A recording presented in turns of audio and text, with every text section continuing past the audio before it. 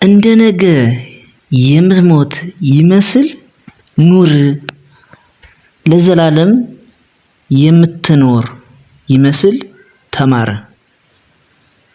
ይሄ ነው እንግዲህ ትልቁ የህይወት ሚስጥር። ያ የነጻነት ተከራካሪ ተሟጋች ማህተመ ጋንዲ በአንድ ወቅት ስለ ህይወት ቁልፍ የተናገሩት። ስለዚህ ማንም ሰው ሲኖር ነገን እንደሚሞት ካላሰበ የመኖሩ ቁልፍ ምን ላይ ሊሆን ይችላል? ለዘላለም እንደሚኖር እያሰበ ካልተማረስ የህይወት ቁልፉ የት ላይ ሊሆን ይችላል? ሰላም ጤና ይስጥልኝ ውድ የቻናሌ ቤተሰቦች እንደምን አላችሁልኝ? እኔ ደህና ነኝ፣ እግዚአብሔር ይመስገን። በህይወታችን ሁሉ እግዚአብሔርን ማመስገን እጅግ የላቀና ደስ የሚል ነገር ነው። ክብር ምስጋና ለእግዚአብሔር ይሁን። እኔ ደህና ነኝ። ህይወት እንግዲህ ብዙ ጊዜ ብዙ ስኮላሮች ሲያወሩ ሰምታችኋል።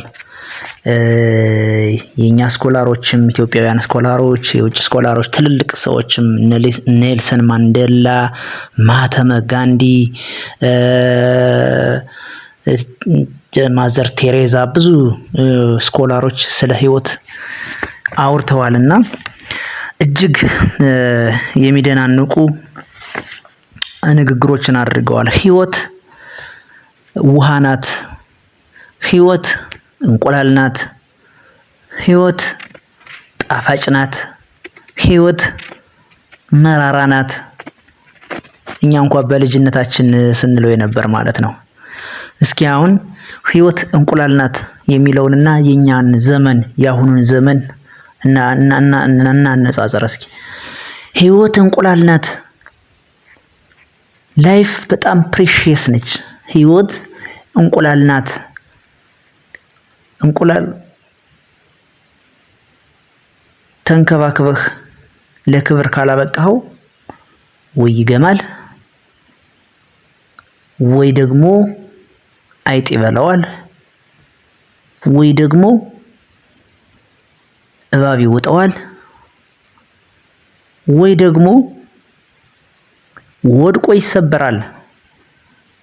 አባቴ የእንቁላል ክብር ምንድነው?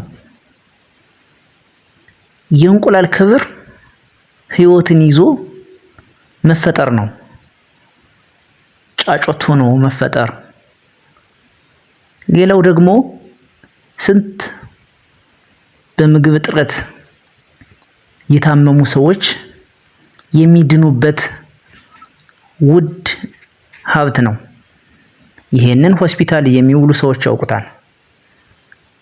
ስለዚህ የእንቁላል ክብር አንድም በሽተኛን ማዳን፣ ሁለትም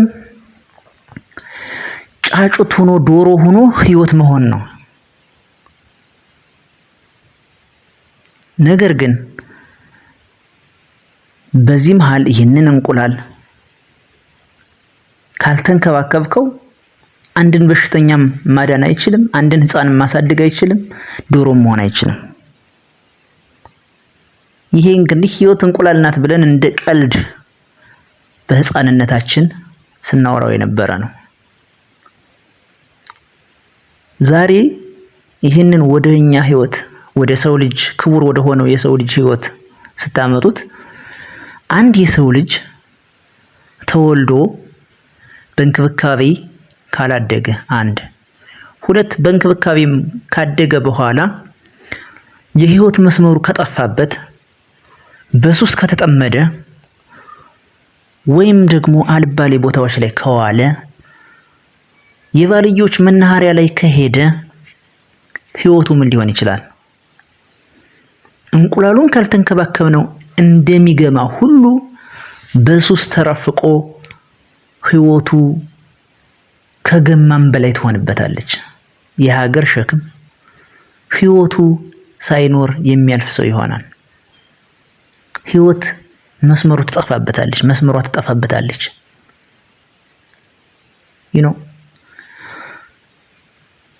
አሁን ህይወት እንደ እንቁላል መሆኗን ሳያውቁ የሰው ልጅ ህይወት በየመንገዱ የሚቀጥፉት ስንት ጨካኞች አሉ። ስንት ጨካኞች የሴት ልጅ ህይወት ማይገባቸው ስንት ጨካኞች አሉ። የሴት ልጅ ክብር ማይገባቸው ስንት ጨካኞች አሉ። የወንድ ልጅ ክብር የማይገባቸው ስንት ጨካኝ ሴቶች አሉ።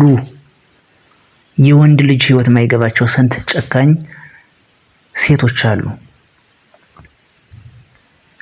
የኛ ትውልድ ለመጪው ትውልድ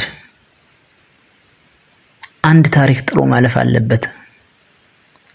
ህይወት እጅግ ውድ እንደሆነች ከትንሽ እስከ ትልቅ ቢያውቅም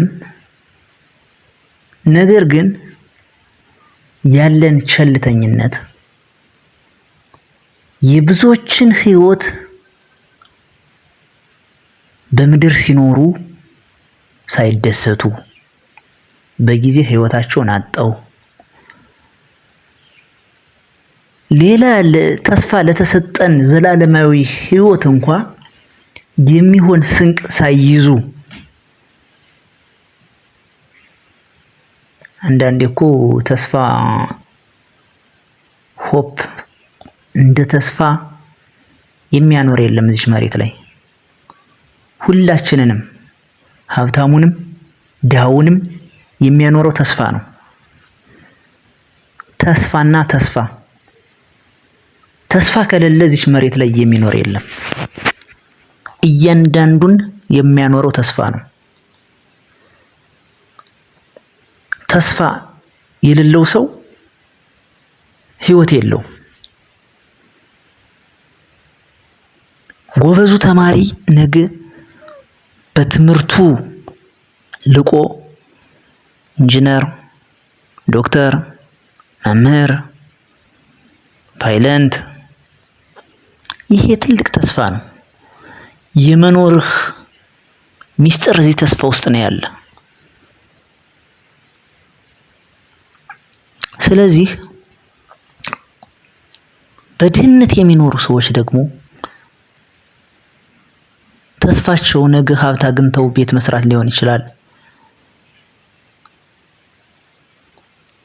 እንደየእምነቱ ደግሞ ተስፋ አለው እያንዳንዱ ሰው። በምድር ያላገኘውን ህይወት በሰማይ ህይወቱ ካለፈች በኋላ የሚኖረውን ህይወት ተስፋ ያደርጋል። በሰማይ ቤትም ተስፋ አለ። ስትኖር በምድር ብቻ ሳይሆን በሰማይ ቤትም ተስፋ አለ። ይሄ የሰው ልጅ ህይወት ዑደት ይህንን ባለመረዳት ነው እንግዲህ ብዙዎች የሰውን ልጅ ህይወት እንደ ተራ ነገር አይተውት የስንቱን ህይወት ሲያበላሹ የምታዩት፣ ሲቀጥፉ የምታዩት፣ ሲሰቅሉ የምታዩት፣ ሲያዋርዱ የምታዩት። አሁን እኮ ትንሽ ጥርሷ ካፈነገጠ እድሜ ልኳን ተሸማቃ እንድትኖር ለማድረግ የማይሮጥ ሩጫ የለም። ትንሽ ፊቷ ጠመም ካለ እድሜ ልኳን ለማሸማቀቅ የማይሮጥ ሩጫ የለም። ህይወቷን እንዳትኖር ማለት ነው። ህይወቷን በሰቀቀን እኔ እኮ እንደዚህ ነኝ እየተባለች ትንሽ ዲስኤቢሊቲ ካለባቸው እድሜ ልካቸውን ያላቸውን እግዚአብሔር የሰጣቸውን ተቀብለው እንዳይኖሩ እነሱን ለማሸማቀቅ ህይወታቸውን እንዳይኖሩ ህይወታቸውን እንዲያጠፉ የምንሮጥ ስንቶች ነን። ኧረ ይሄ ትውልድ ይህንን ነገር መቀየር መቻል አለበት። በጣም አጉል ባህሎች አሉ በእያንዳንዱ ማህበረሰብ ዘንድ በእያንዳንዱ በየክልሉ በየቦታው አረ ሀብታም ይብሳል ጋይስ ሀብታም ይብሳል ሀብታም እጅግ አስቸጋሪ ነው ትንሽ ኪሱ ካበጠ ጭንቅላቱ ውስጥ የሚቀረቀረው ከራስ ዳሽን የተለቀሙ ድንጋዮች ናቸው ሀብታም ኪሱ ካበጠ he don't care for others ህይወትን በብር ይገዛታል ይመስለዋል ወይ ያስገድልሃል ወይ ወደሱ ሲስተም ያስገባሃል ወደሱ ሲስተም ስትገባ ደግሞ ህይወትን የሚቀጥፍ ነገር ትሰራለህ ስለዚህ እንደዚህ ወጣ ያለ ነገር በዚህ የዩቲዩብ ቻናል ዛሬ ለማስተላለፍ የፈለጉት የኔ ትውልድ ወጣት ሲረግፍ እያየሁ የኔ ትውልድ ወጣት ስራ አጦ ሲንከራተት እያየሁ ራሱን ብዙ የሚያጠፋ ሰው ስላለ ወጣቶች ያንዳንዱ ስታዩት በእያንዳንዱ የሙያ ዘርፍ ያለ በህክምናውም በኢንጂነሪንጉም በመምህርም በእያንዳንዱ የሥራ ዘርፍ ያለ ብዙዎች ያለ እድሜያቸው ሲቀጩ ሳይ ዋት ህይወት እንደዚህ ነው ወይ ለምንድነው እነዚህ ሰዎች እንደዚህ ብዙ መስራት በሚችሉበት ሰዓት ህይወታቸውን እያጡ ያሉት ለምንድነው አንዱ ላንዱ ጥላ የማይሆነው ለምንድነው አንዱ ላንዱ ስጋት ሆኖ የሚኖረው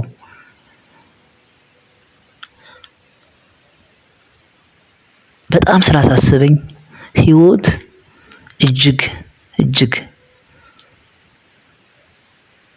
በህይወት የመኖር እጅግ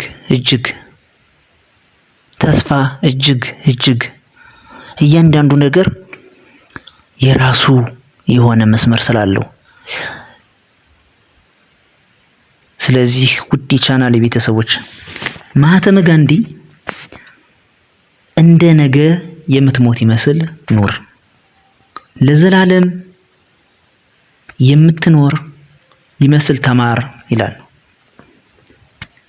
live as if you were to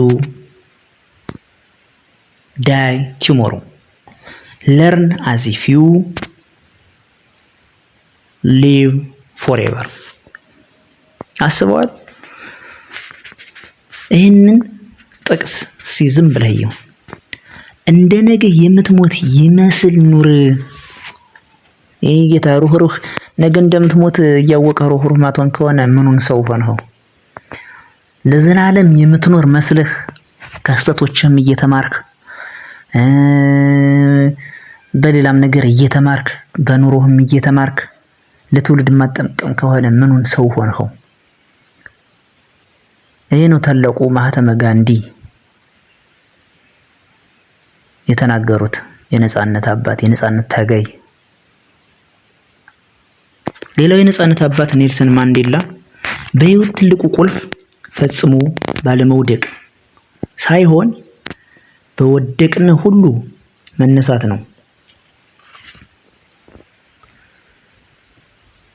ስለዚህ ታላቁ ኔልሰን ማንዴላም ይሄንን ብለዋል የኔ ጌታ ስትወድቅ ከጎንህ ጥሩ ሰዎች አሉ መጥፎ ሰዎች አሉ እንደነገርኩ ነው የስንቱን ህይወት የሚያበላሹ እነዚያ ሰዎች የህይወትን ፐርፐዝ እንዲረዱ ነው የኔ ዋናው ዓላማዬ መጥፎ ሰዎች የህይወትን ዓላማ የህይወትን ፐርፐዝ እንዲረዱ ነው የኔ ዓላማ ስለዚህ ሁለቱ ታላላቅ የነጻነት ታጋዮች የተናገሩት ነው at the end life እጅግ ፕሪሺየስ ነች አንዲ የጠፋ ህይወት ተመልሶ አይገኝም ስለዚህ ውድ ቻናል ቤተሰቦች አዳዲስ መረጃዎችን የህክምና መረጃዎችንም ጠቃሚ ምክሮችንም በዚህ የዩቲዩብ ቻናል ታገኛላችሁ ሼር፣ ላይክ፣ ሰብስክራይብ እንደዚህ ማለት እንኳ ለመተው እያሰብኩ ነው። ለምን ሰው ሼር፣ ላይክ፣ ሰብስክራይብ አድርግ ስትለው በቃ የሆነ ኢትዮጵያውያን የሆነ ችግር አለብን። እኔ አሁን ማንኛውንም ለምሳሌ አሁን የኔ ቻናል የማይጠቅማችሁ ከሆነ አትከተሉ። እንድትከተሉኝ አልለምንም። የማይጠቅም ነው ይህ ቻናል ብላችሁ ካሰባችሁ፣ ይሄ ቻናል ይጠቅመኛል ካላችሁ ግን why not you subscribe, why not you like? እኔ አሁን በባለፈው ስለ ኦቤሲቲ የሰራሁላችሁ ቪዲዮ አለ። ስንቱ ነው በኦቤሲቲ ኢትዮጵያ ውስጥ የሚሰቃይ? እንደገና ስለ አንጀት ካንሰር የሰራሁላችሁ ምርጥ ቪዲዮ አለ።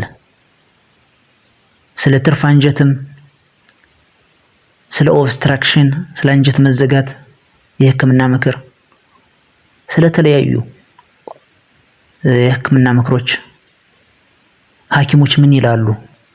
የኔ ፕሮፌሽንም ህክምና ላይ ስለሆነ እነዛን ቪዲዮዎች ትሰራላችሁ ለእናንተ በማሰብ ነው እንጂ እኔ ቪዲዮ ስሰራ ዩቲዩብን ቢውል ታርዬ በጣም የሶሻል ሚዲያ ሰው ሁኜ ምናምን እዚህ ጋር ዶላር ላፍስ አይደለም። ነገር ግን ያለኝን እውቀት ለምን አንዳንድ ፕሪቨንሽን ፕሮግራሞች ለምን ኤክስፓንድድ አይሆኑ? ምክንያቱም አብዛኛው ሶሻል ሚዲያ ላይ ስታየው ወይ ዳሌውን እያማታ ነው ቪዲዮ የሚሰራው፣ ወይ ደግሞ እዚህ ጋር ኮስሞቲክስ በደንብ ፊታቸውን በኮስሞቲክስ ግርፈው ነው ቪዲዮ የሚሰሩት፣ ወይ ደግሞ የምታዩት ነው ወይ የዝሙት ነገር ቀስቃሽ የሆነ ትውልዱን የሚገድል ቀስቃሽ የሆነ በቲክቶክም ብትሉ በዩቲዩብም ብትሉ በፌስቡክ ሪልስም ብትሉ በተለያየ ኢንስታግራም ብትሉ ዳሌ ፊት ቁመና ከዚህ ውጭ የምታገኙት ነገር አለ? አንዳንዶች አሉ እንደዚህ በጣም የሚለፉ እንዳን ጠቃሚ ምክር ለትውልዱ ለመስጠት፣ ጠቃሚ የህክምና ምክር ለመስጠት። this is life። እኔ ስለ ህክምና ትምህርት በዚህ በትንሿ ቻናል ስለቅላችሁ በድምጽ ህይወት ምን ያክል ምሁር እንደሆነች ስለማወቅ ነው። እኔ አጣጥፌ ብቀመጥ እያከምሁ እኖራለሁ የሚመጣውን በሽታ። ግን ይሄኛው በሽታ እንዳይከሰት ደግሞ የህክምና ትምህርቶችን በዚህ ቻናል እሰጣለሁ። ስለዚህ ይህ ቻናል ይጠቅመኛል ብላችሁ የምታስቡ ኢትዮጵያውያን ሰብስክራይብ በማድረግ ይህንን ቻናል ተወዳጁት። ሰናይ ለተሰንበት። ሰላማችሁ ይብዛ። በሌላ የዩቲዩብ ቻናል እስከምንገናኝ። አንዳንዶች ደግሞ ለምንድን ነው በቪዲዮ ራስህን ማታሳይ ምናምን ብለውኛል። ለጊዜው በኦዲዮ ነው ትምህርቶችን እየሰጠው ያለው። ለወደፊት ግን በቪዲዮ እመጣለሁ። እስከዛው ድረስ ባይ ባይ ውዶች።